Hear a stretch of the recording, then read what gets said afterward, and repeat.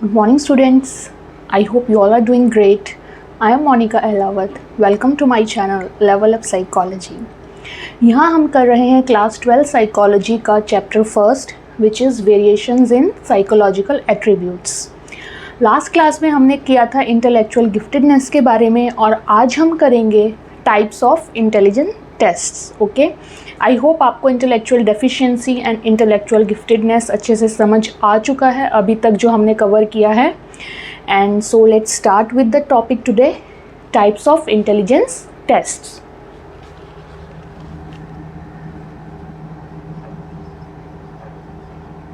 Types of intelligence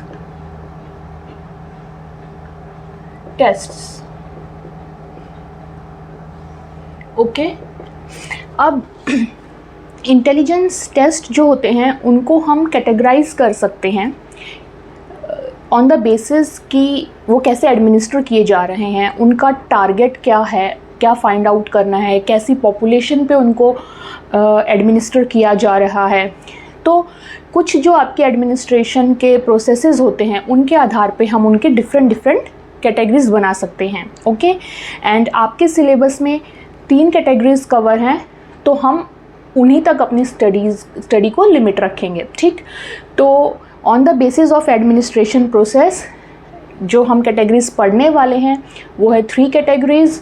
first is your individual test या फिर group test. Second category में आते हैं आपके verbal, non verbal and performance test. And third category में आते हैं आपके कल्चरल फेवर या फिर कल्चरल फेयर या फिर कल्चरल बायस। ओके, कि कल्चर के हिसाब से कितना कोई टेस्ट फेयर है या फिर बायस्ड है। तो इन 3 कैटेगरीज तक ही हम अपनी स्टडी को फोकस करेंगे एंड ये हम आज की क्लास में कवर करने वाले हैं। ओके, सो लेट्स सी कि on the basis of administration procedures. Administration मैंने आपको समझा दिया है कि हम क्या फाइंड आउट करना चाह रहे हैं अपने टेस्ट के थ्रू। ठीक है, हम कुछ हाइपोथेसिस बनाते हैं ना कि हमें अपनी स्टडी में ये चीज़ फाइंड आउट करनी है एंड कौन सी पॉपुलेशन टारगेट है, एडल्ट्स हैं, चिल्ड्रन हैं, या फिर किसी भी तरीके से आपने पॉपुलेशन को जैसे भी अपने टेस्ट के अकॉर्डिंग आपने अलाइन किया हो, मे बी मेल्स का, फीमेल्स का, या फिर स्टेट वाइज या कंट्री वाइज कुछ आप फाइंड आउट करना चाह रहे हैं। तो ये सब चीज़ें आती हैं आपकी एडमिनिस्ट्रेशन प्रोसीजर में। ठीक है, तो हम पहले लिख लेते हैं कि कौन सी कैटेगरीज हैं जो हम पढ़ने वाले हैं on the basis of administration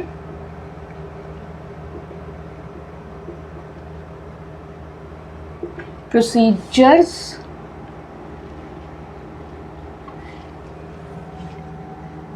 three categories we are going to study, या ठीक है, फिर ऐसे भी लिख सकते हैं 3 categories on the basis of administration procedure. ठीक है, तो फर्स्ट कैटेगरी होगी आपकी individual test and group test. Okay, तो ये आएगा आपका individual tests and group tests.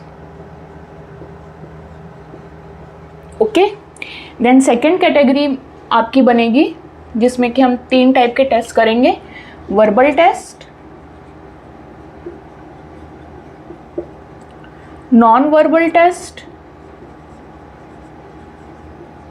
And your performance test.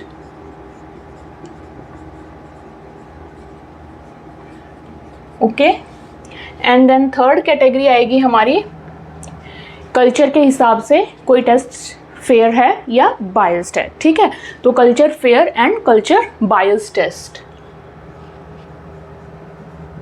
Culture fair test के बारे में पढ़ेंगे and culture biased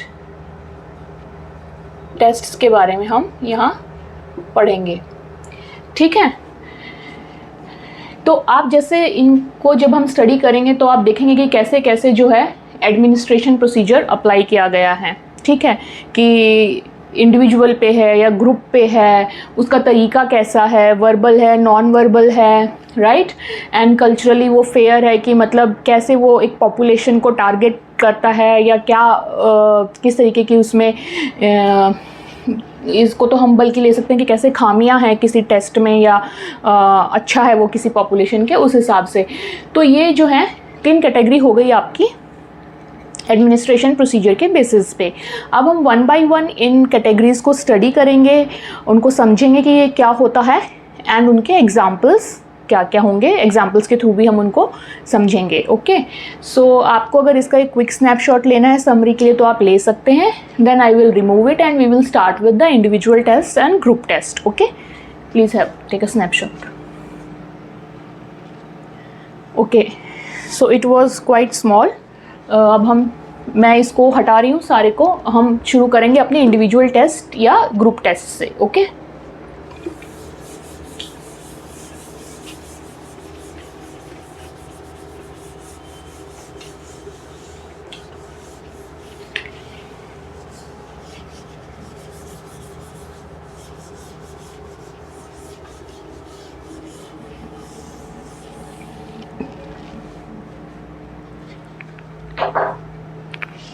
okay, so let's start with the first category, which is individual tests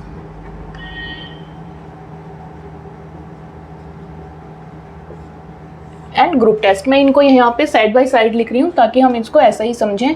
in case अगर comparison भी आता है तो आपको वो समझ आना चाहिए कि इन दोनों में डिफरेंस भी क्या है। ओके, तो अब इंडिविजुअल टेस्ट, जैसे आपको ये नाम से ही समझ आ रहा होगा कि एक इंडिविजुअल है, ओके, उसका टेस्ट लिया जा रहा है।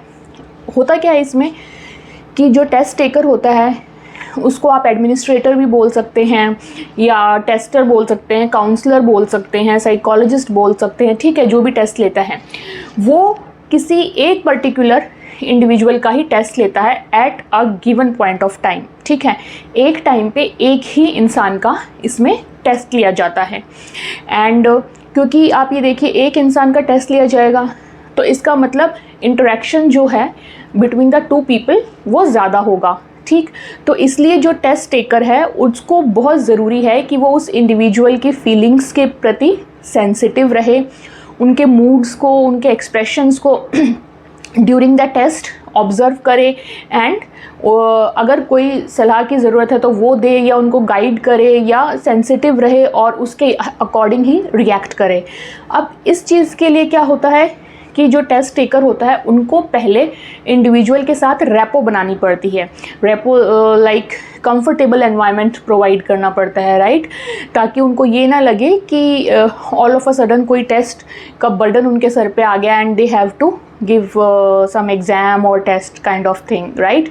तो उनको बहुत ही कंफर्टेबल एक जोन प्रोवाइड कराना पड़ता है, रैपो बनानी पड़ती है, ताकि वो उस टेस्ट को जितना ज़्यादा हो सके उतना ज़्यादा ऑनेस्ट तरीके से अटैम्प्ट करें, ठीक है। जितना ज़्यादा अच्छा एक एनवायरनमेंट प्रोवाइड किया जाएगा, जितनी ज़्यादा अच्छी रैपो बनेगी इंडिविजुअल के साथ, उतना ही ज़्यादा वो टेस्ट को अच्छा एंड यू कैन से ट्रूथफुली एंड ऑनेस्टली जो है उनके जवाब दे पाएंगे, ठीक है। तो और ये बात कि at one given point of time, ठीक है, एक पर्सन का एक टाइम पे, ऐसा नहीं कि एक ही टाइम पे आप 2 इंडिविजुअल लेके बैठे हैं, अलग से एक बार उसको भी रेपो एस्टेब्लिश कर रहे हैं, अलग से उसके साथ भी रेपो एस्टेब्लिश कर रहे हैं एंड देन टेस्ट ले रहे हैं। No, at one given point of time only one person you will be handling in individual test, okay. And yes, तो ये हमारे पास कुछ पॉइंट्स हो गए हैं, पहले हम इनको लिख लेते हैं, ठीक है। तो फर्स्ट पॉइंट क्या है? Administered on one person at a given time. Administered on one person at a given time, okay। And next point क्या होगा कि उनको रेपो एस्टेब्लिश करनी पड़ेगी, राइट। सो दो जो टेस्ट एडमिनिस्ट्रेटर है, ही और she has to establish rapport with the subject, okay.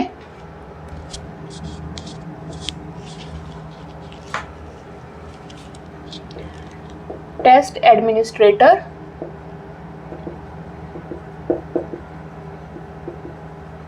has to establish rapport with the subject.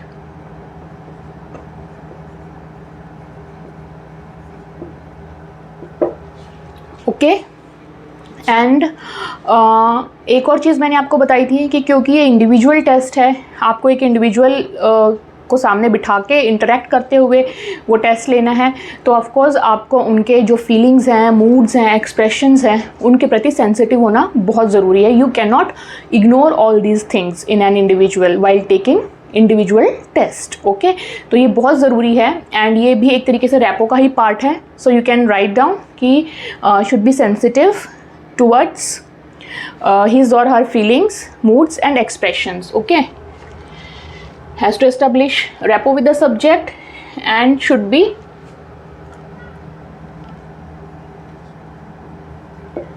sensitive towards his or her feelings, moods and expressions को, moods को observe करना बहुत ज़रूरी होता है जब आप किसी का टेस्ट लेते हैं तो। ओके, तो ये हो गया आपका पॉइंट्स जो हमने अभी तक डिस्कस किए हैं। अब इसमें नेक्स्ट एक और क्या पॉइंट आता है कि manipulate object as per the tester's instructions. Okay,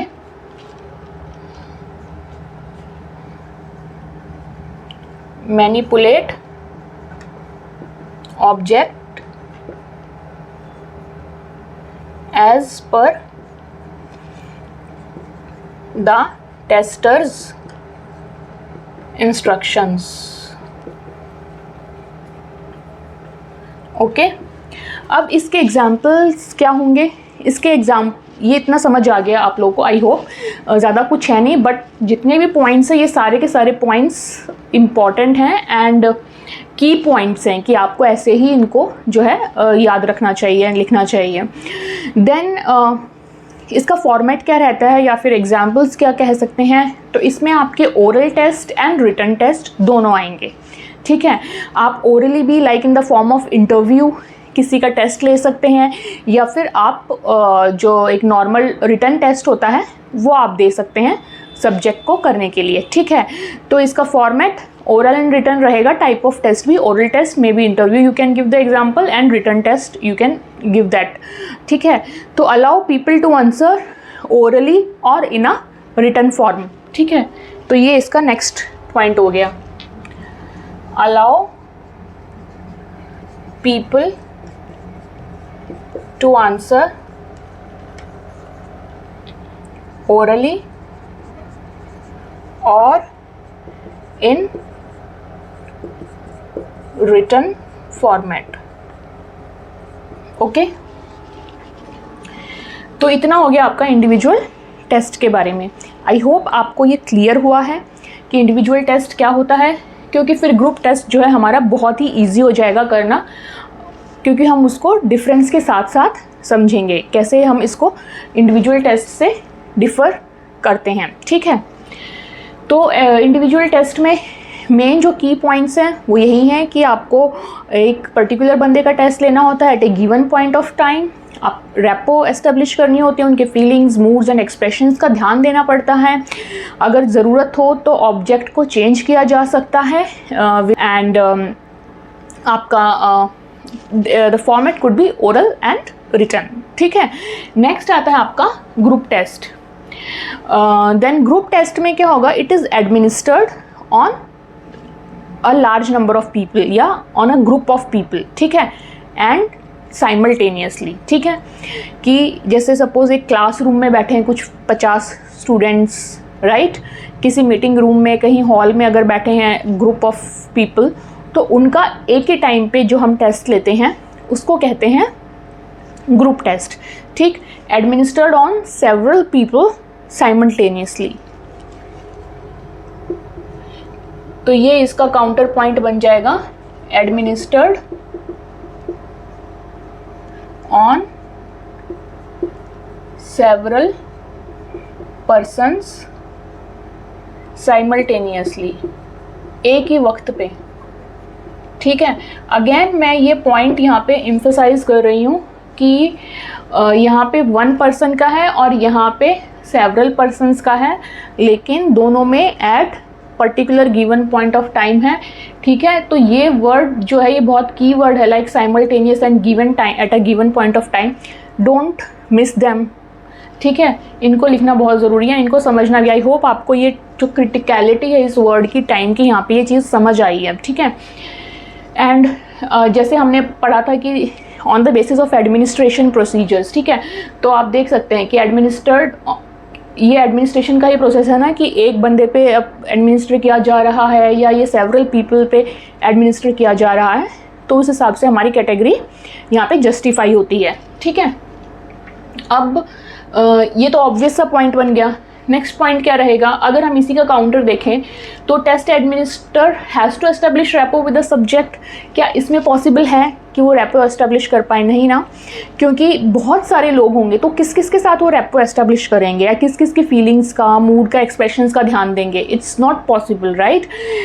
तो ये जो है इसमें ये पॉइंट नहीं आएगा आपका। ठीक है, फीलिंग्स का, सेंसिटिविटी का, ये सब चीज़ नहीं आएंगी। हाँ, लेकिन अगर उनको कोई क्वेश्चन समझ नहीं आ रहा है तो they can ask the administrator and then that person can make them understand. उनको क्लियर कर सकते हैं, उनको समझा सकते हैं, उनके डाउट्स क्लियर कर सकते हैं। फॉर श्योर इस टाइप की इंटरेक्शन अलाउड होती है।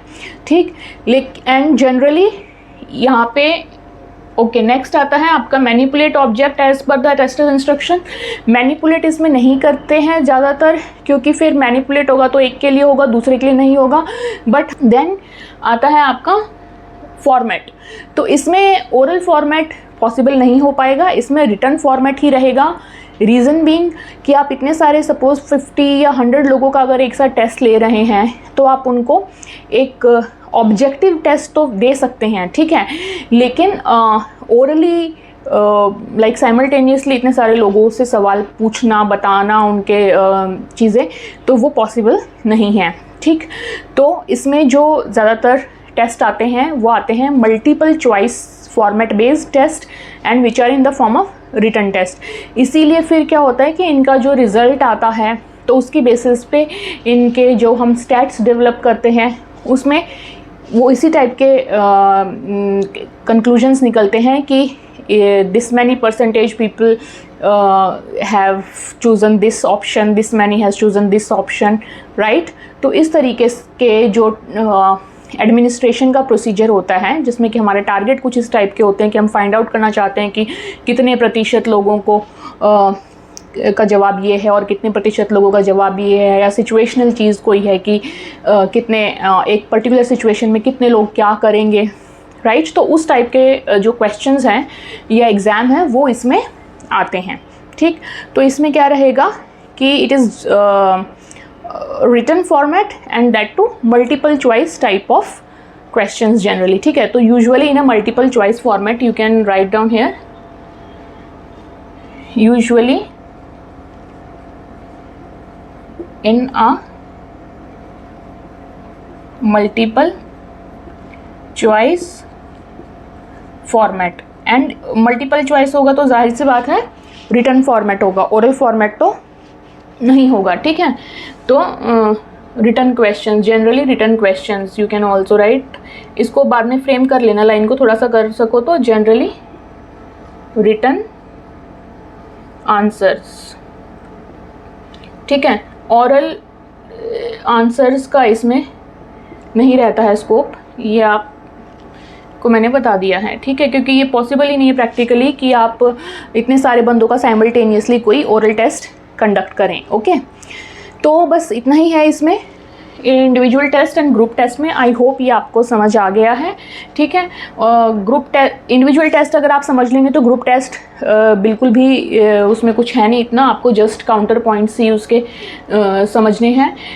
ठीक है, आप इसका स्नैपशॉट ले सकते हैं, रिवाइज तो मैंने साथ के साथ बहुत बारी कर दिया है, आप इसका स्नैपशॉट ले लें एंड देन फिर हम नेक्स्ट कैटेगरी पे चलेंगे।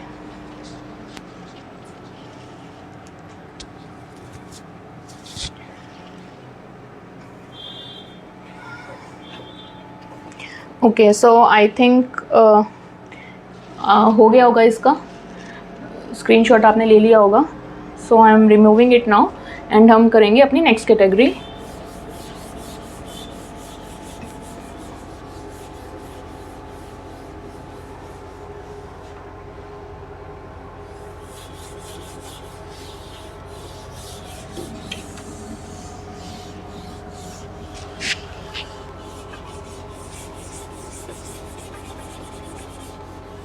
तो नेक्स्ट कैटेगरी है हमारी verbal, non verbal and performance test.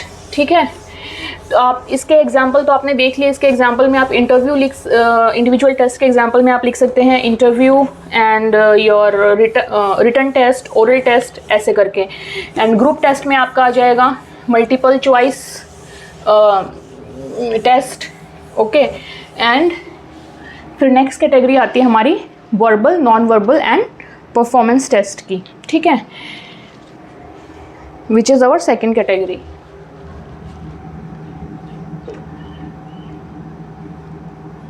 First है हमारा वर्बल टेस्ट. इनको भी हम ऐसे ही करेंगे side by side. Non verbal test and your performance test. Okay, थोड़ा थोड़ा तो नाम ये इनके इजी हैं, तो आई होप नाम से थोड़ा थोड़ा अंदाज़ा लग रहा होगा आपको कि ये क्या है. दूसरी कैटेगरी हमारी इनकी आती है.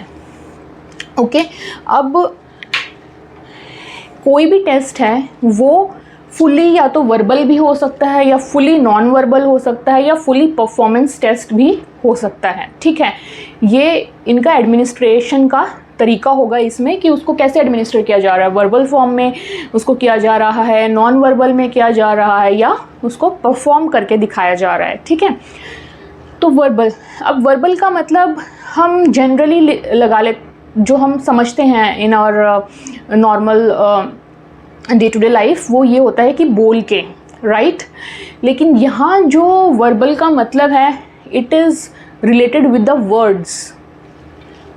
ये ठीक है, वर्ड से रिलेटेड मतलब इसमें नॉलेज होनी ज़रूरी है. ठीक है, तो यानी कि एक और चीज़ इसके साथ साथ साबित होती है कि इसका मतलब इंसान का पढ़ा लिखा होना ज़रूरी है, एटलीस्ट इतना कि उनको समझ आए. ठीक, तो इसमें आपकी वर्ड्स नॉलेज या फिर you can say literate person ही जो होते हैं वो ये टेस्ट दे सकते हैं.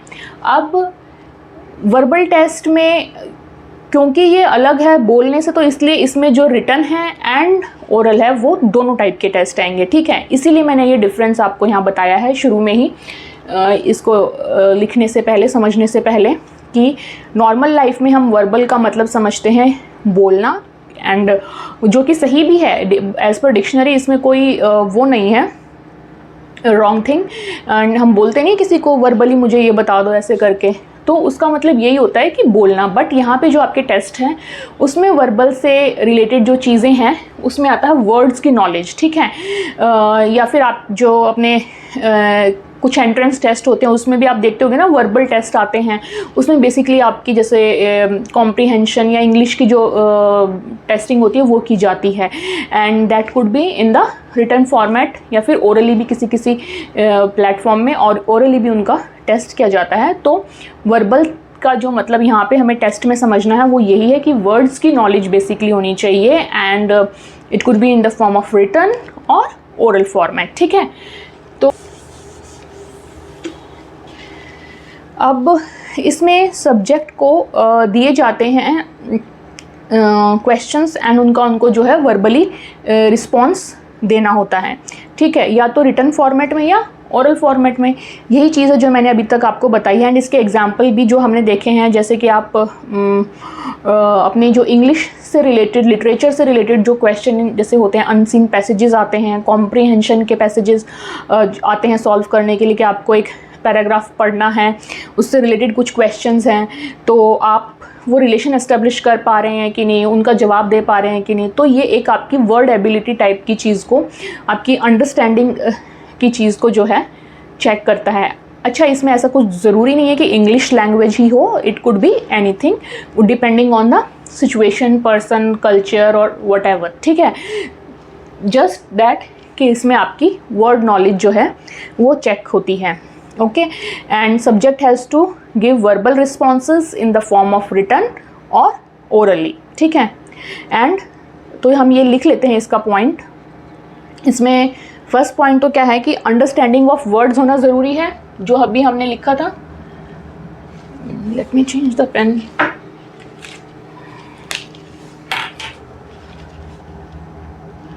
Understanding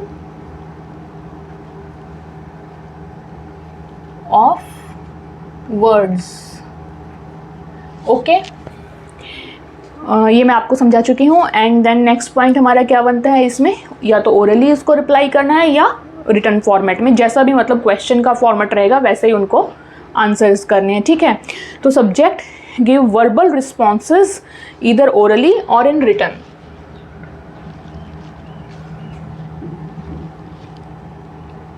subject gives verbal responses orally or in written format. Don't forget to write the word verbal here कि verbal responses देते हैं वो। ठीक है, this is the key word. ये की वर्ड्स बहुत इंपॉर्टेंट होते हैं, ना सिर्फ लिखने के पॉइंट ऑफ व्यू से बल्कि हमारे समझने के पॉइंट ऑफ व्यू से भी, क्योंकि अगर हम इन की वर्ड्स को साथ के साथ समझते हुए चलेंगे या अपने दिमाग में फिट करते हुए चलेंगे, may be for the time being वो चीज़ उतनी ज़्यादा क्लियर नहीं होगी, लेकिन जैसे जैसे आप आगे बढ़ेंगे, आप चीज़ों को प्रैक्टिकली करेंगे या होते हुए देखेंगे, तो वो चीज़ आपको और ज़्यादा अच्छे से क्लियर होगी। तो जब भी मैं आपको कोई की पॉइंट हाईलाइट करती हूँ या बताती हूँ, तो प्लीज़ उसको बहुत अच्छे से दिमाग में रखना, उसको ध्यान मतलब याद रखना उसको। ठीक है, तो नॉट जस्ट आपके स्कोरिंग पर्पस के लिए वो काम आएंगे, बट आपके फ्यूचर में भी आपको जब अंडरस्टैंडिंग और डेवलप होएगी तो वो चीज़ बहुत हेल्प आउट करेगी।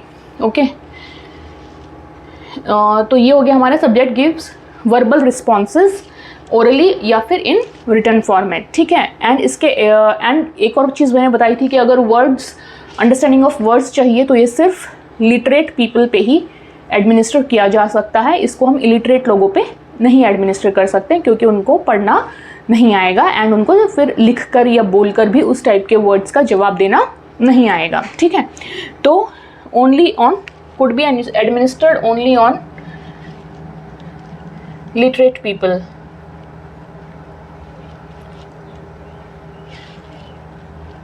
एंड जैसा कि मैंने बताया, लैंग्वेज का अपना इसमें जो भी लैंग्वेज होगी वो उसके हिसाब से वो यूज़ होगी। ऐसा नहीं है कि इसमें इंग्लिश का ही रोल है। लिटरेट पीपल किसी भी लैंग्वेज में जो जहाँ के हैं उनके अकॉर्डिंग वो लैंग्वेज होगी। ठीक है, एंड इसके टेस्ट क्या होंगे फिर, सॉरी एग्जाम्पल क्या होंगे। एग्जाम्पल मैंने आपको बताया, जैसे कि वोकैब का टेस्ट।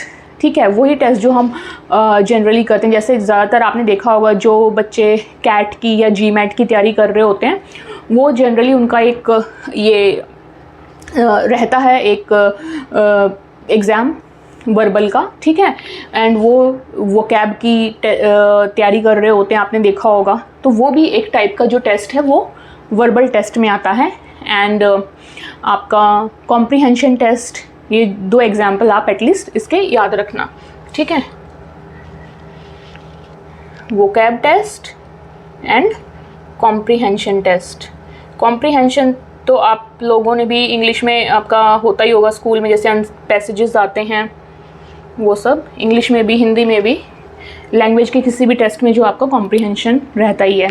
ठीक है, तो ये एंड वोकैब स्कूल्स में आई थिंक वोकैब का इतना नहीं होता, लेकिन अलग से ही जो हमारे जो एग्ज़ाम होते हैं कैट जी मैट के, उनमें इनका बहुत रोल रहता है। ठीक है, तो ये इनके एग्जाम्पल हो गए। आई होप ये आपको क्लियर है वर्बल टेस्ट क्या होता है। इसमें बस आप एक कीवर्ड अंडरस्टैंडिंग ऑफ वर्ड्स भी याद रखेंगे तो आपको सारे पॉइंट्स याद आ जाएंगे। ठीक है, अब हम चलते हैं नॉन वर्बल टेस्ट की तरफ। अब अगेन जैसे हमने individual test and group test का कंपैरिजन किया था, आपको ये यहाँ पे अपने आप ही समझ आ जाएगा कि यहाँ पे वर्ड्स की अंडरस्टैंडिंग ज़रूरी है, यहाँ पे ऐसा कुछ ज़रूरी नहीं है कि वर्ड्स की अंडरस्टैंडिंग है, क्योंकि नॉन वर्बल है। ठीक, तो इसमें क्या होगा, लिखने पढ़ने का काम नहीं होगा। ठीक, तो ये लिटरेट ज़रूरी नहीं है इसमें होना कि लिटरेट लोगों पे ही इसको एडमिनिस्टर किया जाए। इसमें हम पिक्चर्स या कुछ इलस्ट्रेशंस जो कि दिखाएं, देख के किसी को कुछ समझ आ जाए, उसमें पढ़ने की ज़रूरत नहीं है, ठीक है। अगर मैं किसी को अगर सपोज़ करो मैं ऐसे किसी को दिखाऊं, ये क्या है, ट्राइंगल है, किसी को भी समझ आ जाएगा, ठीक है। इसके लिए मुझे ऐसे वर्ड ट्राइंगल लिखने की ज़रूरत नहीं है, ठीक है। तो जिसको ये समझ नहीं आएगा उसको ये तो फिर भी समझ आएगा, राइट। तो इस तरीके से पिक्चर्स या इलस्ट्रेशंस, ठीक है। अगर हम किसी को स्टोरी लिख के दे दें कि एक विलेज है, उसमें ऐसे एक फार्मर रहते हैं और वो फार्मिंग करते हैं, उनके पास 2 बफेलोज हैं, सुबह सुबह मॉर्निंग में उठते हैं, ऑल दैट थिंग, ठीक है।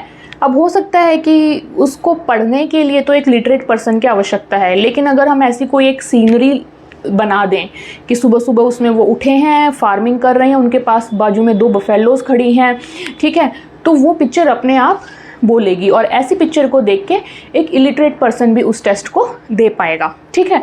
तो ये बेसिक डिफरेंस है वर्बल एंड नॉन वर्बल में।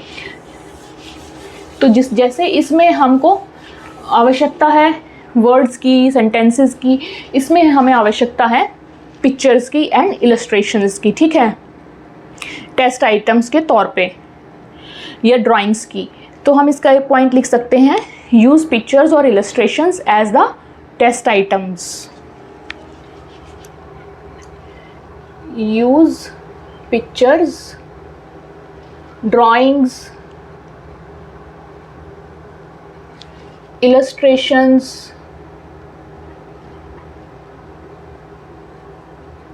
as test items, okay. I hope ये ज़्यादा कुछ कंजस्टेड सा नहीं हो रहा है, आई थिंक समझ आ रहा होगा आपको, इतना थोड़ा सा तो मैंने स्पेस दे के लिखा है, ठीक है। तो इसमें आपकी पिक्चर्स एंड इन सब की ज़रूरत होती है, ज़्यादा कुछ है नहीं इसमें, यही है। एंड इसका एग्जाम्पल क्या होगा, इसका एग्जाम्पल मैंने ये पहले भी आपको कराया है, फिर से हम उस एग्जाम्पल को देखते हैं। RPM which is Raven's progressive matrices, okay. Example है RPM रावेन्स प्रोग्रेसिव मैट्रिसेस। इस एग्जाम्पल को जितना आपके सिलेबस में छोटा दिया है मैं उतना ही कवर करूँगी, ज़्यादा डिटेल में नहीं जाएंगे, अदरवाइज़ हम यही समझते रह जाएंगे कि कैसे मैट्रिसेस को जो है ये जस्टिफाई करता है, ठीक है। तो मैट्रिसेस आपको पता ही होगा, आपने मैट्रिसेस मैथ्स वगैरह में भी पढ़ी होंगी, जो हमारे जैसे 6x6, 3x3 मैट्रिसेस इस टाइप से हमारे आते हैं मैथ्स में। उसी कंसेप्ट को लेके जो है इन्होंने रावेन्स प्रोग्रेसिव मैट्रिसेस का कंसेप्ट दिया था, ठीक है। तो जनरल टर्म्स में मैं इस एग्जांपल को यहाँ डिस्क्राइब करने वाली हूँ। इसमें क्या होता है कि जैसे एक इलस्ट्रेशन दे देते हैं, फॉर एग्जांपल ऐसे कुछ एक पिक्चर बना दी,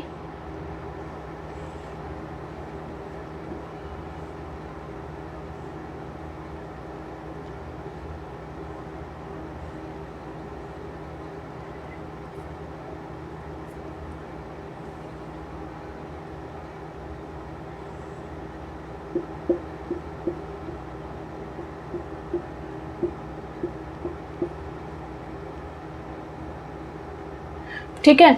जैसे कि इन्होंने ये एक पिक्चर दे दी, इलस्ट्रेशन दे दिया, ठीक है, और यहाँ पे ये एक ब्लैंक जो है इन्होंने दे दिया। अब क्या होगा कि ये कुछ ऑप्शंस देंगे, ठीक, एंड उसमें से हमें आपको जो है इसमें क्या आएगा ताकि ये पैटर्न फिल हो सके वो हमें चूज़ करना होगा, ठीक। तो फॉर एग्जांपल इसके पैटर्न्स बन गए हमारे, कुछ 6 पैटर्न्स ये आपको देंगे इस क्वेश्चन के लिए। एंड आप देखो इसमें कुछ भी ऐसे वर्बल कुछ यूज़ नहीं किया है कि कुछ आपको किसी चीज़ की पढ़ाई की यहाँ पे ज़रूरत है। इसमें आप देख सकते हैं, अपना लॉजिक लगा सकते हैं कि कौन सा आएगा। एंड इस टाइप के क्वेश्चंस भी आपने देखे होंगे जो लॉजिकल रीजनिंग वाले क्वेश्चंस आते हैं, उसमें ये इस टाइप के क्वेश्चंस रहते हैं आपके, ठीक है।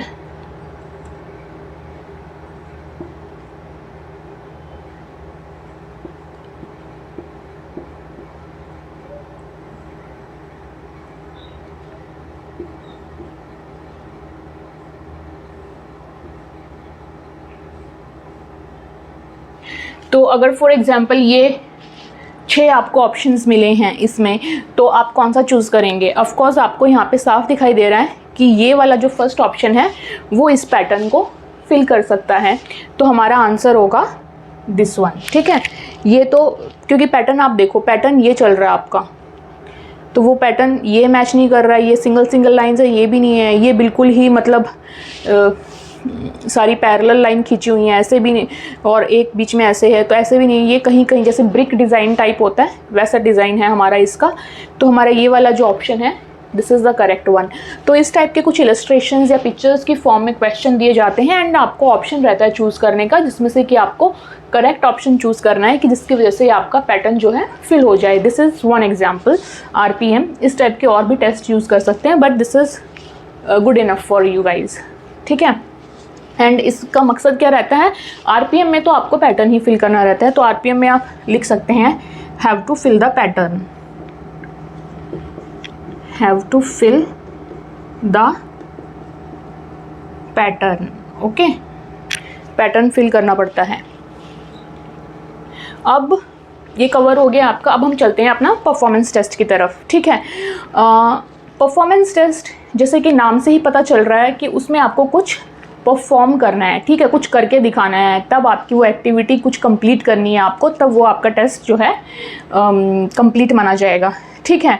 तो इसमें क्या करते हैं कि सब्जेक्ट को कुछ ऑब्जेक्ट दे दिया जाता है, और या फिर ऑब्जेक्ट्स दे दिए जाते हैं, और उनको उसको मैनिपुलेट करके कुछ जोड़ तोड़ के उनको एक चीज़ बनानी होती है, एंड इस तरीके से उनकी एक्टिविटी कंप्लीट होती है। तो इस टाइप की जो एक्टिविटीज़ या परफॉर्मेंसेस होती हैं वो आती हैं आपके परफॉर्मेंस टेस्ट में, ठीक है। तो ऐसे बहुत सारे पजल्स वाले भी गेम आपने देखे होंगे जिसमें वो कलर को आपको मैच कराना होता है या एक पर्टिकुलर पैटर्न बनाना होता है एक स्क्वायर में, तो वो सारी चीज़ें आती हैं, ठीक। तो इसमें जो एग्ज़ाम्पल, अब ये वाला भी जो परफॉर्मेंस टेस्ट रहेगा, आप समझ सकते हैं कि इसमें भी आपको एक चीज़ दिखा दी जाएगी कि ऐसा आपको बनाना है, और आपको एक ऑब्जेक्ट, कुछ ऑब्जेक्ट्स दे दिए जाएंगे, उनको यूज़ करके आपको वो पर्टिकुलर चीज़ जो है बनानी है। इसमें तो क्या है कि ऑलरेडी आपको चूज़ करना है, उसमें आपको वैसा क्रिएट करना है, ठीक है, बनाना है। तो जाहिर सी बात है उसमें भी कोई ऐसी पढ़ाई लिखाई की ज़रूरत नहीं, वर्बल नहीं रहेगा, वो भी एक प्रकार का आपका नॉन वर्बल टेस्ट ही होगा, ठीक है। उसमें कोई वर्ड्स की नॉलेज की ज़रूरत नहीं है, आपको सामने दिखेगा ओके मुझे ये चीज़ बनानी है, क्या है मेरे पास सामान, ये देख के बना दिया, ठीक है। तो इसमें subject manipulates objects and other materials to perform the task, ठीक है। पहला यही पॉइंट हो गया, सब्जेक्ट, इधर बहुत कम स्पेस बचा है, मैनिपुलेट्स यानी उनको यूज़ कर करके, ठीक है। कभी एक ऑब्जेक्ट उठाया उसको बनाया, जैसे छोटे छोटे बच्चे भी वो उनके ब्लॉक्स आते हैं ना, ब्लॉक से वो एनिमल्स बनाते हैं, कभी कार बना दी, कभी जिराफ बना दिया, राइट। वो पिक्चर उनके सामने रहती है एंड ब्लॉक्स को यूज़ कर करके वो उसको बनाते जाते हैं, बिल्डिंग बना दी, इस टाइप की चीज़ें जो आती हैं वो आती हैं आपकी परफॉर्मेंस टास्क में, ठीक है।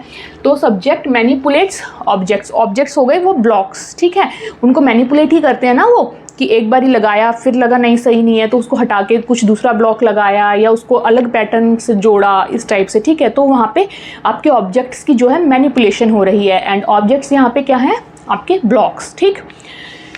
तो subject manipulates objects and other material, हो सकता है कुछ और मटेरियल भी हो, मे बी कुछ पेपर दे रखा हो, पेपर फोल्ड करके लगाना हो, तो हम सिर्फ एक तक ही वर्ड तक ही सीमित नहीं रह सकते, तो हम इसमें लिख सकते हैं subject manipulates objects and other materials, ठीक है, टू परफॉर्म टास्क।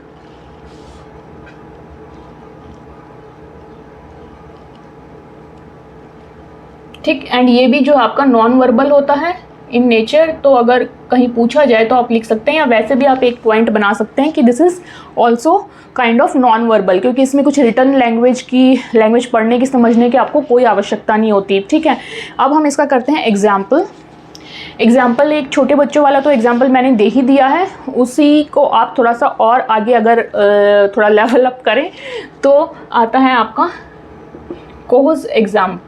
ठीक है, कोज ब्लॉक डायग्राम आप कह सकते हैं, या block design test.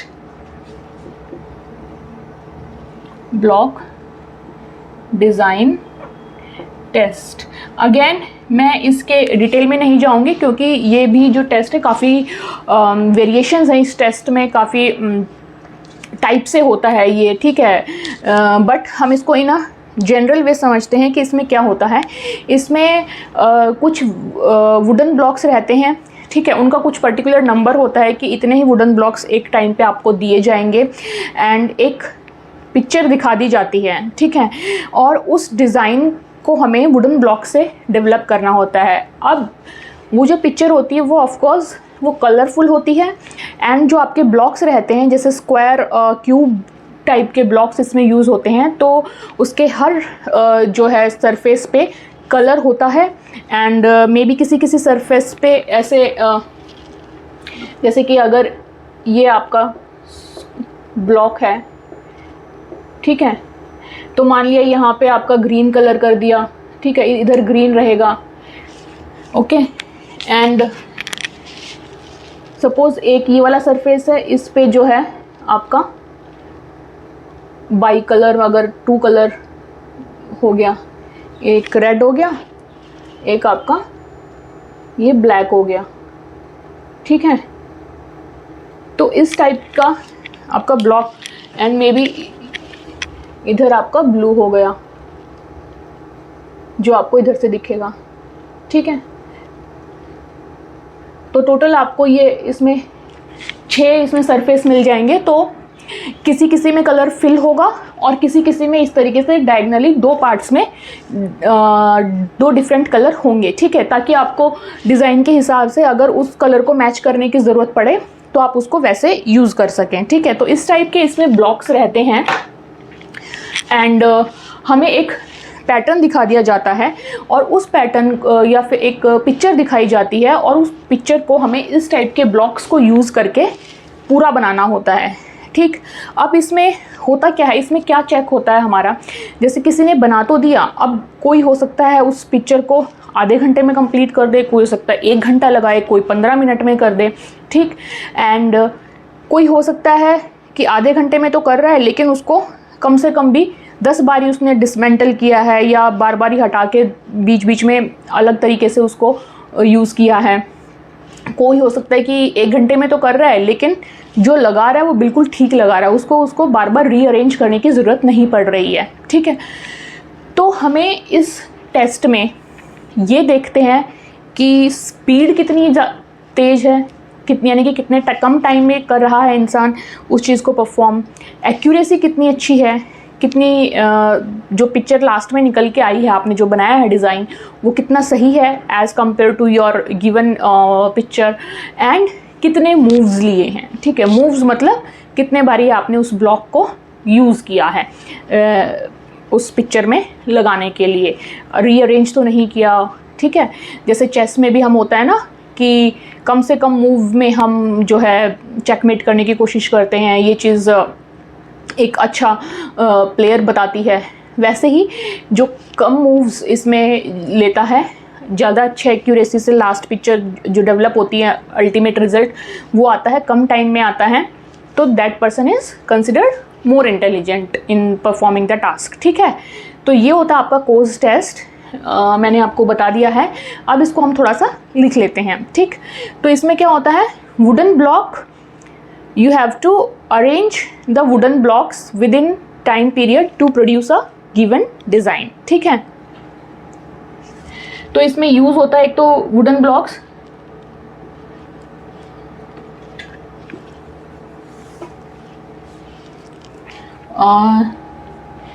Use wooden blocks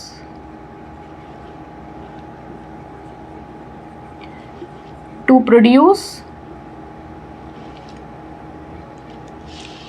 the design to within a time period to produce a given design, ठीक है। use wooden blocks within a time period, time limit आपकी डिसाइड होती है उसमें, maximum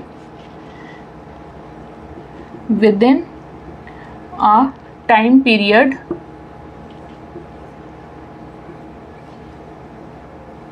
to produce a given design. Okay, design आपको दे दिया जाता है और उस टाइप का डिज़ाइन जो है आपको बनाना होता है। Use wooden blocks within a time period to produce a given design, ठीक है। एंड इसमें आपका क्या क्या इंपॉर्टेंस रखता है, आपकी speed, accuracy and how many moves. Speed जो है वो आपका टाइम बताती है कि कितना टाइम लिया है, ठीक है। तो important things are speed, accuracy and your number of moves, ठीक है। ये हो गया। अब इसमें इसका क्या फ़ायदा होता है, जैसे कि ये जो टेस्ट होता है, जैसे नॉन वर्बल तो है ही है, ठीक है, तो इलिटरेट पीपल पे भी लगाया जा सकता है। एंड ऑल्सो इसमें मल्टी कल्चरल यानी डिफरेंट डिफरेंट कल्चर के लोग जो होते हैं उनके ऊपर भी ये अप्लाई हो सकता है। इसमें ऐसा कुछ कल्चर की नॉलेज होना किसी को ज़रूरी नहीं है, ठीक है। कलर्स सबने देखे होते हैं, एक कलरफुल सी पिक्चर दे दी जाती है, कुछ ब्लॉक्स दे दिए जाते हैं स्क्वायर शेप, क्यूब शेप के, जिनमें कि वो कलर सारे आपके प्रेजेंट होते हैं एंड उनको यूज़ करके आपको वो एक कलरफुल पिक्चर जो है बनानी होती है, ठीक।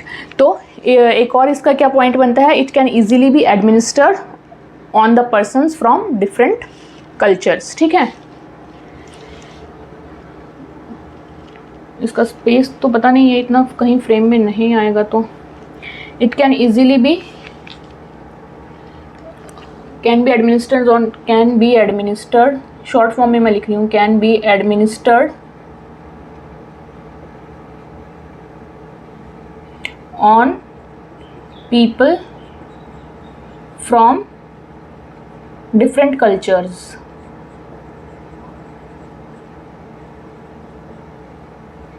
ओके, तो ये हो गया है आपका सेकेंड कैटेगरी, ठीक। इसमें हमने क्या क्या पढ़ा, वर्बल टेस्ट, जिसमें कि आपको वर्ड्स की नॉलेज होना बहुत ज़रूरी है, इसलिए ये सिर्फ लिटरेट पर्सन पे ही एडमिनिस्टर किया जा सकता है। और इसके जो एग्जाम्पल हैं वो कैब टेस्ट है या कॉम्प्रिहेंशन टेस्ट, इसके एग्जाम्पल्स हैं।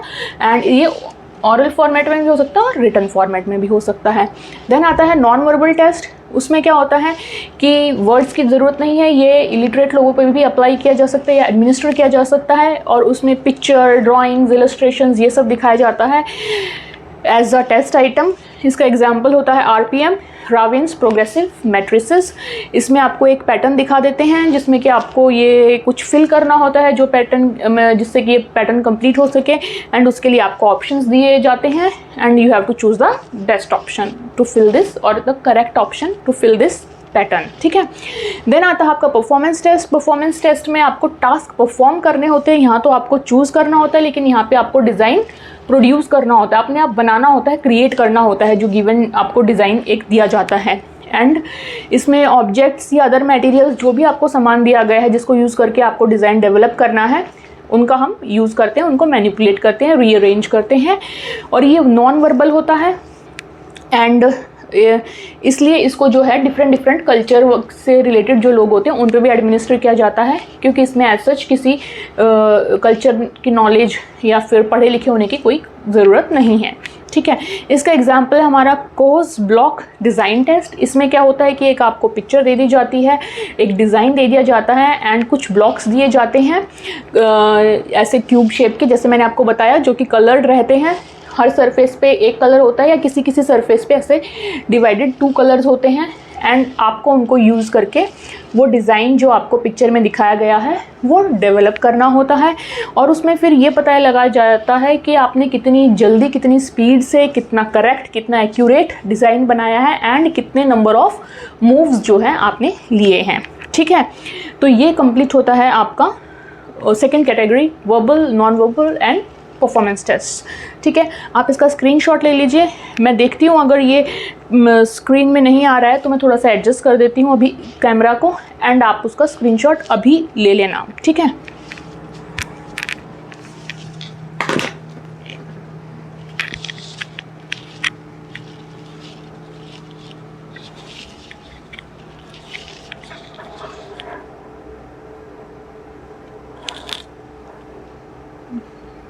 तो आई थिंक ये आ रहा है कैमरा में पूरा, समझ भी आ रहा है। मुझे कुछ एडजस्ट करने की इसमें ज़रूरत है नहीं,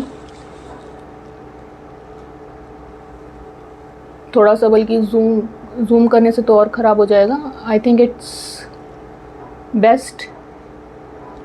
अभी आप नीचे तक का थोड़ा ले सकते हैं।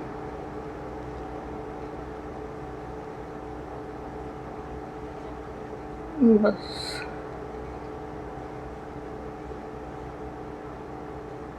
ठीक है। अभी ऊपर का जो क्लास 12 चैप्टर 1 लिखा था वो थोड़ा अब फ्रेम में कैप्चर नहीं हो रहा है, but we all know class हमारी चल रही है, हमें पता है कि चैप्टर फर्स्ट चल रहा है हमारा। तो आप इसको रखना कंटिन्यू ऐसे ही। मैं आप स्क्रीनशॉट ले लो, अभी ज़्यादा क्लियर है।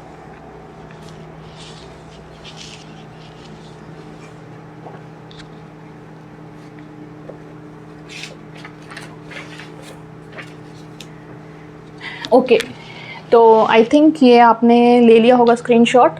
अब मैं इसको रिमूव कर सकती हूँ एंड फिर हम करेंगे अपनी third category which is culture fair and culture bias test. ठीक है, छोटा सा है वो, ज़्यादा है नहीं, पर समझना बहुत ज़रूरी है, इम्पॉर्टेंट चीज़ है।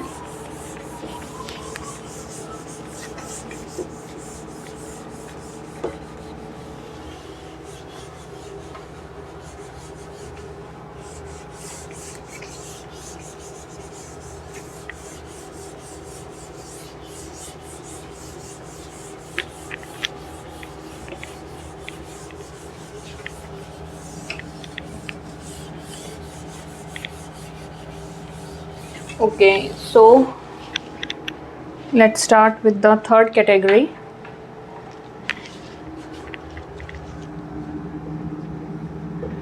Culture fair and culture biased. तो पहले मैं लिखूँगी कल्चर बायस्ड, देन मैं लिखूँगी कल्चर फेयर। ठीक है, ताकि आपको समझने में आसानी हो।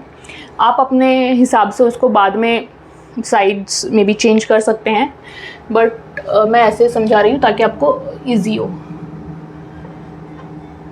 Culture biased test and culture fair test. Okay, अब थोड़ा बहुत तो हमें वर्ड से आइडिया हो ही जाएगा। ठीक है, इतने डिफ़िकल्ट वर्ड्स हैं नहीं ये। तो कल्चर, आपको पता है कल्चर क्या होता है। कोई भी सोसाइटी होती है, वहाँ पे जो नॉर्म्स फॉलो किए जाते हैं उसको हम कल्चर कहते हैं। ठीक है, कैसा आपका सोसाइटल एनवायरनमेंट है, किस टाइप की चीज़ें हैं in your day to day life आसपास की। ठीक है, एंड बायस का मतलब भेदभाव, और फेयर का मतलब कोई भेदभाव नहीं, सब सही चल रहा है। ठीक है, तो कल्चर बायस टेस्ट में क्या होता है कि कुछ टेस्ट ऐसे होते हैं जो कि कल्चरली बायस्ड होते हैं, यानी कि हम एक ऐसी पॉपुलेशन में वो टेस्ट ले रहे हैं जहाँ पे हो सकता है डिफरेंट कल्चर्स के लोग हों। ठीक है, लेकिन हमारे जो टेस्ट में क्वेश्चंस हैं, या हमारे टेस्ट में कोई इस टाइप के ओरल या रिटन कोई भी क्वेश्चंस हैं जो कि एक पर्टिकुलर कल्चर को ही फेवर करते हों, या ऐसा कुछ दिखाते हों कि जैसे वो पर्टिकुलर कल्चर सुपीरियर है। ठीक है, it could B culture, it could B language, it could B religion, it could B country, anything. ठीक है, तो वो चीज़ इसमें आती है। जैसे कि फॉर एग्ज़ाम्पल, अगर एक पर्टिकुलर प्लेस है जहाँ पे बहुत सारे डिफरेंट कलर के जो हैं पीपल हैं, कलर मतलब स्किन कलर। ठीक है, may be white, brown, dark, black, इस टाइप के लोग हैं। ठीक है, या बच्चे हैं, एंड उनका जो है टेस्ट लिया जा रहा है, या फिर यू कैन से कि तो उनका टेस्ट लिया जा रहा है, एंड मे बी उसमें इस टाइप से क्वेश्चंस फ्रेम हैं कि जिसमें बार बार इस टाइप से दिखाई जाए white people may be in the form of some superiors या एम्परर्स या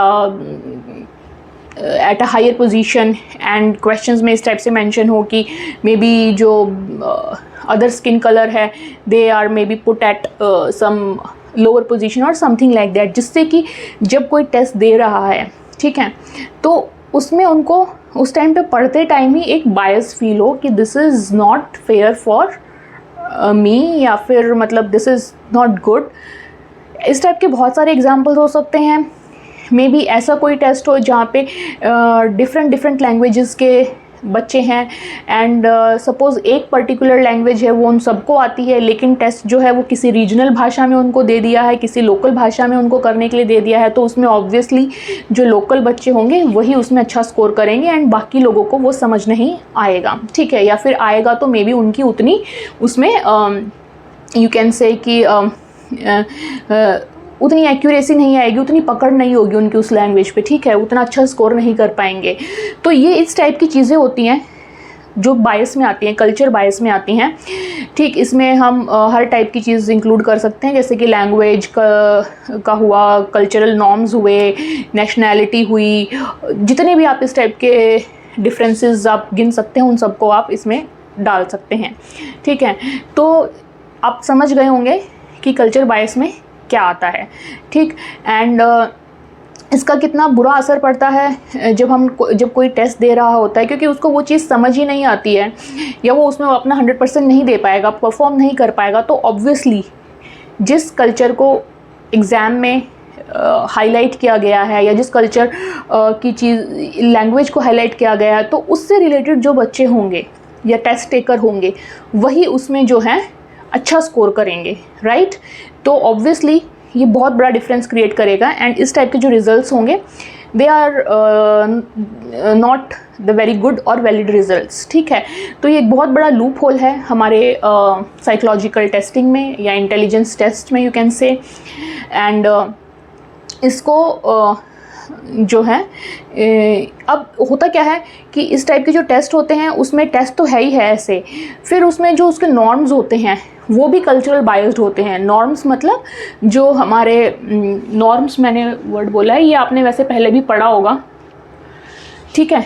नॉर्म जो होते हैं, जैसे जो स्टैंडर्ड, कि अगर हम बोलते हैं ना किसी भी टेस्ट का अगर स्कोर सपोज़ 40 to 50 के बीच में है तो वो एवरेज है, 50 से 60 के बीच में है तो वो थोड़ा सा अबव एवरेज है।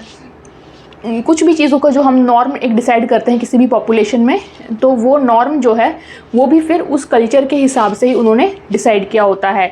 तो ऑफ कोर्स जो उस कल्चर से रिलेटेड बच्चे नहीं हैं या टेस्ट टेकर नहीं हैं, वो तो जाहिर सी बात है उसमें लो ही परफॉर्म करेंगे, तो ये तो उनके साथ एक भेदभाव हुआ, right. This is not fair.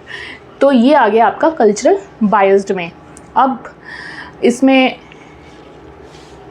हम लिख लेते हैं पॉइंट्स, यही था समझने को इसमें, कि कुछ टेस्ट ऐसे होते हैं जिसमें कि बायस दिखाया जाता है। एंड स्पेशली ये बायस कहाँ पे होता है कि ये चीज़ों का ध्यान कहाँ नहीं रखा जाता, ये चीज़ों का ध्यान वहाँ नहीं रखा जाता जिस कंट्री में ये टेस्ट डेवलप होते हैं, राइट। अब सपोज़ कोई टेस्ट अगर यूरोप में डेवलप हो रहा है, ठीक, तो वो वहाँ पे हिंदी लैंग्वेज में टेस्ट डेवलप करके तो बायस नहीं कर सकते ना, राइट। वहाँ पे इंग्लिश लैंग्वेज को ही वो प्रायोरिटी देंगे। तो क्योंकि इंग्लिश उनकी खुद की लैंग्वेज है, एंड हो सकता है कि वो जिनका टेस्ट ले रहे हों मे बी वहाँ पे ऐसे लोग हों जिनको कि डिफरेंट कंट्रीज़ के हों, किसी एक पर्टिकुलर टाइम पे आए हों, मे बी उनको फ्रेंच आती हो, जर्मन आती हो, हिंदी आती हो, इटालियन आती हो, लेकिन इंग्लिश इतनी अच्छी नहीं आती हो, लेकिन वो टेस्ट अगर वहाँ पे डेवलप कर रहे हैं तो they will give priority to English language, ठीक है। तो ये जो बायस होता है ये जिस कंट्री में डेवलप किया जाता है टेस्ट, उस कंट्री के आधार पे ये बायस क्रिएट होता है, ठीक। ऐसे ही अगर कोई अफ्रीका में डेवलप होगा या किसी ऐसे कंट्री में डेवलप होगा जहाँ पे डार्क स्किन लोग ज़्यादा हैं, तो ऑफ कोर्स वो नहीं करेंगे डार्क स्किन के साथ भेदभाव। ये जो भेदभाव होगा वो कहाँ होगा, वो किसी ऐसी कंट्री में होगा जहाँ पे कि उनकी मेजॉरिटी ज़्यादा होगी, एंड मे बी उनका मकसद भेदभाव करना ना भी हो, लेकिन क्योंकि they are so much use to that thing कि वो उसी टाइप के टेस्ट बना रहे हैं, उसी टाइप के स्केल बना रहे हैं, बट जब एडमिनिस्टर करने की बारी आती है तो वो ऐसे लोगों पे भी एडमिनिस्टर कर रहे हैं जिनके प्रति कि वो टेस्ट एक बायस बन सकता है। ठीक है, तो इस टाइप की चीज़ें होती हैं कल्चरल बायस टेस्ट में। ठीक है, एंड ऐसा नहीं है कि इसकी तरफ ध्यान नहीं दिया जा रहा है, साइकोलॉजी के फील्ड में इसकी तरफ ध्यान दिया जा रहा है, इन चीज़ों को सुधार करने की कोशिश की जा रही है, वो हम पढ़ेंगे कल्चर फेयर टेस्ट के टाइम पे। अभी हम इसके पॉइंट्स लिख लेते हैं जो हमने अभी पढ़ा है। So test show bias to the culture in which they are developed. ठीक है, so these are the test show biased to the culture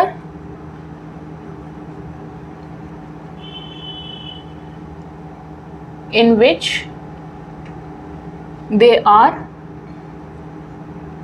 developed, क्योंकि उसी चीज़ को जो है वो प्रायोरिटी देंगे, उसी की तारीफ करेंगे, एंड वो ऐसे ही शो करेंगे कि जैसे यही है दुनिया में, बाकी कुछ तो एग्जिस्ट इतना करता ही नहीं है। ठीक है, तो इसका एग्जाम्पल क्या होगा कि जैसे कि अगर हमारा कोई, वैसे तो मैंने आपको क्लियर करने के लिए समझा दिया है, लेकिन लिखने के लिए हम लिख सकते हैं कि जैसे कि अर्बन या मिडिल क्लास से रिलेटेड हैं टेस्ट, तो वो जो रूरल एरिया के टेस्ट अगर हम करें तो वहाँ पे वो फिट नहीं बैठेंगे, उन लोगों को इतना अर्बन स्टाइल का आइडिया में भी ना हो, या जो अमेरिका या यूरोप में है उनको में भी एशियन कंट्रीज़ और अफ्रीका या ऑस्ट्रेलिया, मतलब डिफरेंट जो सोसाइटीज़ हैं उनका उतना आइडिया ना हो, तो इस तरीके से बायस आ सकता है। ठीक है, तो अगर अमेरिका या यूरोप में वहाँ के मिडिल क्लास के बच्चों में कोई टेस्ट डेवलप किया गया है तो वहाँ पे ऑफ कोर्स जो वहाँ की मैक्सिमम पॉपुलेशन कैसी होगी, वाइट होगी। ठीक है, स्किन कलर की मैं बात कर रही हूँ यहाँ पे, तो वहाँ पे जो मिडिल क्लास वाइट सब्जेक्ट्स हैं या वाइट बच्चे हैं वही जो है अच्छा परफॉर्म करेंगे। ठीक है, और ऐसे ही टेस्ट को अगर एशिया या अफ्रीका के बच्चे होंगे वो उतना अच्छा परफॉर्म नहीं कर पाएंगे। ठीक, तो इसका एग्जाम्पल होगा टेस्ट डेवलप्ड इन अमेरिका और यूरोप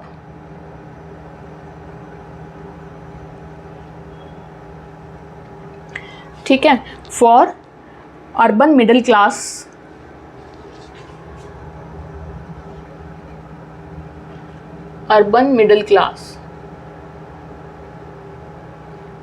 ठीक है, अब अगर हम यहाँ की एशिया या अफ्रीका की भी अर्बन मिडिल क्लास की पॉपुलेशन चूज़ करें, ठीक है, और वो उस टेस्ट को करेगी तो ऑफ कोर्स वो उतना अच्छा स्कोर नहीं कर पाएंगे। हमें पता ही नहीं उनका लाइफस्टाइल कैसा है, वो कैसे रहते हैं, किस टाइप के क्वेश्चंस होंगे, कितनी सारी चीज़ें तो हम नेट पे भी पढ़ते हैं कि हमें पता होता है कि उनकी कंट्री में जो यूज़ होता है हमारी कंट्री में वो है ही नहीं वैसा। ठीक है, हमने कभी देखा भी नहीं होगा, या फिर हम जो यूज़ करते हैं वो लोग नहीं यूज़ करते हैं, या उस टाइप से वो लोग नहीं रहते हैं।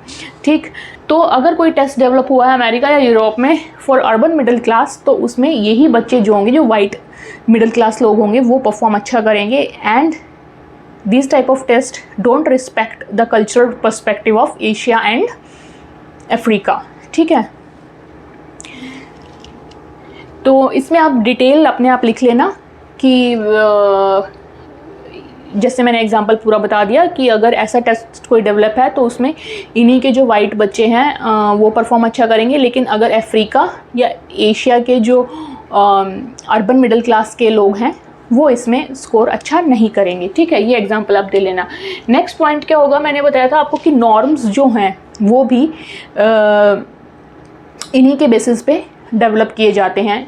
जहाँ पे टेस्ट जैसे डेवलप किया है, नॉर्म्स भी बिल्कुल वैसे ही, यानी कि स्टैंडर्ड भी ऐसे ही, कंक्लूजन वैसे ही रहेगा कि आपका इतने से इतने का स्कोर आया तो आप ये हो। ठीक है, चाहे आप मतलब आपको पता ही नहीं था कि टेस्ट में पूछा क्या गया है, राइट। कई बार ऐसे होता है ना कि आपकी जैसे बोलते हैं कि मछली का बोलते हैं ना कि मछली को अगर पेड़ पे चढ़ने के लिए बोलो तो ये कौन सा टेस्ट हुआ, राइट। तो मछली का टेस्ट लेना है तो आप पानी में लो, मछली के हिसाब से लो वो टेस्ट, तभी आप मछली की परफॉर्मेंस डिसाइड कर पाओगे। ये बोल देना कि मछली को पेड़ पे चढ़ाओ एंड देन उसका स्कोर करना कि नहीं this creature is not good enough to survive on the land, तो उसे करना ही नहीं सर्वाइव, क्योंकि उसको पानी में रहना है, ठीक है। तो दैट इज़ अ नेचर। तो इस टाइप की जो चीज़ें हैं, ये एक एग्जांपल मैंने आपको इसलिए दिया ताकि आपको ये क्लियर हो कि कितना भेदभाव है इस चीज़ में, कि आप किसी को ऐसा टेस्ट दे रहे हो जिसका कि उसको आइडिया ही नहीं है कि क्या है ये, राइट। तो ये हो गया आपका एग्जांपल। एंड देन हम नॉर्म्स वाली बात के लिए मैंने ये एग्जांपल दिया था मछली वाला। Norms are also developed same way, ठीक है, according to this culture bias only. And इसका एग्जाम्पल क्या होगा, इसके एग्जाम्पल में आपके वर्बल टेस्ट आ जाएंगे। वर्बल टेस्ट में बहुत टेंडेंसी रहती है कि आपका कल्चर बायस हो, ओके, क्योंकि एक तो उसमें वर्ड्स की नॉलेज होना ज़रूरी है। अब देन वर्ड्स आ गया तो लैंग्वेज आ गई। सबसे पहले तो लैंग्वेज के आधार पे ही आप कितना ज़्यादा बायस क्रिएट कर सकते हो, कितना ज़्यादा भेदभाव बना सकते हो, इसकी कोई लिमिट नहीं है, ठीक है। एंड लैंग्वेज आ गई तो फिर आप उसमें रिटर्न में आप कुछ भी लिख सकते हो, ठीक। तो जो वर्बल टेस्ट है वो बहुत ही हद तक कल्चर बायस उसमें टेस्ट डेवलप किए जा सकते हैं वर्बली में, ठीक। अब आते हैं हम अपने कल्चर फेयर की तरफ। तो हमने बात की थी कि इस टाइप के टेस्ट चल रहे हैं जो एक बहुत बड़ा लूप होल है हमारे साइकोलॉजी के फील्ड में, ठीक है। लेकिन ऐसा नहीं है कि इसकी तरफ कोई ध्यान नहीं दे रहा है। साइकोलॉजिस्ट लगे हुए हैं इस चीज़ को ओवरकम करने में, ठीक, एंड ऐसे टेस्ट डेवलप करने में जो कि meaningfully and equally her culture को रिप्रेजेंट करें या हर कल्चर पे उनको एडमिनिस्टर किया जा सके, अप्लाई किया जा सके। लेकिन ये 100% पॉसिबल भी नहीं है, ये हमें ध्यान देना पड़ेगा, ठीक है। बायस नहीं होना है, लेकिन हमें इक्वली एंड मीनिंगफुली उसको करना है। 100% पॉसिबल नहीं है, लेकिन जितना हमारा होगा हम उतना कंट्रीब्यूशन, यानी कि साइकोलॉजिस्ट उतना कंट्रीब्यूशन अपना देते हैं इसमें, ठीक है। और उसके लिए क्या करते हैं, उसके लिए ये स्टडी करते हैं कि लोगों के कॉमन एक्सपीरियंसेस क्या हैं डिफरेंट कल्चर से, ठीक है, कि एक पर्टिकुलर सिचुएशन में कैसे कैसे कौन वो करता है। हो सकता है अफ्रीका में भी वैसे ही एक्सपीरियंसेस हों किसी को, एशिया में भी वैसे ही हों, यूरोप में भी वैसे ही एक्सपीरियंस हो किसी पर्टिकुलर सिचुएशन में। तो इन सब कॉमन एक्सपीरियंसेस की वो स्टडी करते हैं एंड देन उससे रिलेटेड वो क्वेश्चंस पुट करते हैं, या फिर क्या एक्सपीरियंसेस के अलावा क्या और चीज़ें कॉमन हैं किसी कल्चर में, ठीक है, और कौन सी लैंग्वेज में उसको जो है यूज़ करना है, कौन सी लैंग्वेज को कौन सी को नहीं करना है एक पर्टिकुलर टाइप पे, ठीक है। हो सकता है ना कि एक टेस्ट हमने डेवलप कर दिया, लेकिन हम उस टेस्ट को डिफरेंट लैंग्वेजेस में तो डेवलप कर ही सकते हैं ना, अगर वहाँ पे ट्रांसलेट तो करके दे सकते हैं उनको, राइट। हाँ, ऐसे बहुत सारे टेस्ट होते हैं जो एक पर्टिकुलर लैंग्वेज में डेवलप किए जाते हैं एंड देन बाद में दूसरी लैंग्वेज में भी उनको क्रिएट किया जाता है, डेवलप किया जाता है। तो वो सब चीज़ों की इसमें ये इस तरीके से ये इन चीज़ों को डेवलप कर रहे हैं कल्चर फेयर टेस्ट को। एंड इसके एग्जांपल क्या होंगे, इसके एग्जांपल हमने पीछे पढ़े हैं। नॉन वर्बल टेस्ट जिसमें लैंग्वेज का कोई यूज़ ही नहीं है, and then performance test, okay. Performance test में हमें परफॉर्म करना होता है, एक्टिविटी क्रिएट करनी होती है उसको डेवलप करने के लिए, ये हम पहले ही कर चुके हैं, राइट। तो नाउ लेट्स लिख लेते हैं पॉइंट्स इसके। So these test can be applied equally and meaningfully in all cultures.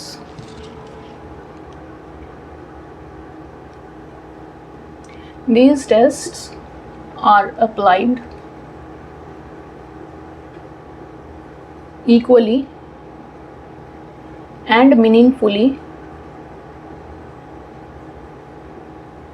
in all cultures, okay, and then but it is not possible also. So आप नॉट पॉसिबल के लिए एक line यहाँ पे कुछ बना सकते हैं अपने आप से, नॉट कम्प्लीटली पॉसिबल, ठीक है। And psychologists are trying to develop culture bias और culturally appropriate test.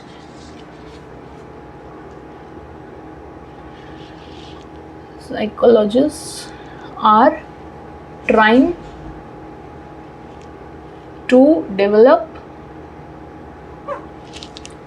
culture fair. I think मैंने culture bias बोला था, so sorry for that. To develop culture fair or culturally appropriate test. Culture fair or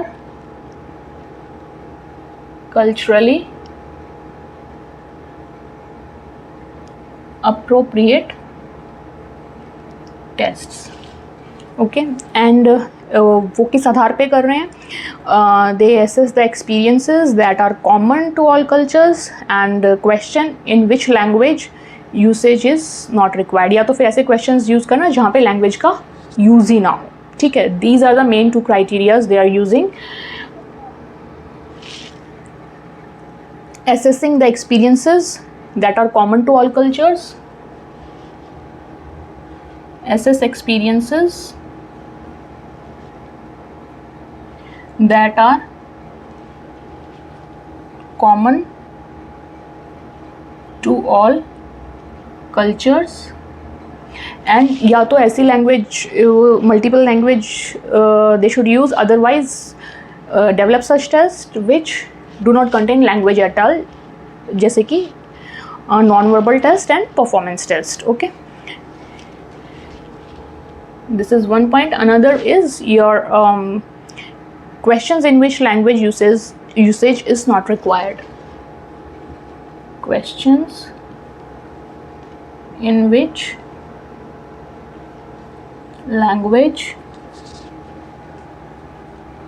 usage is not required. Okay, and example हमने इसके कर लिए हैं. Non-verbal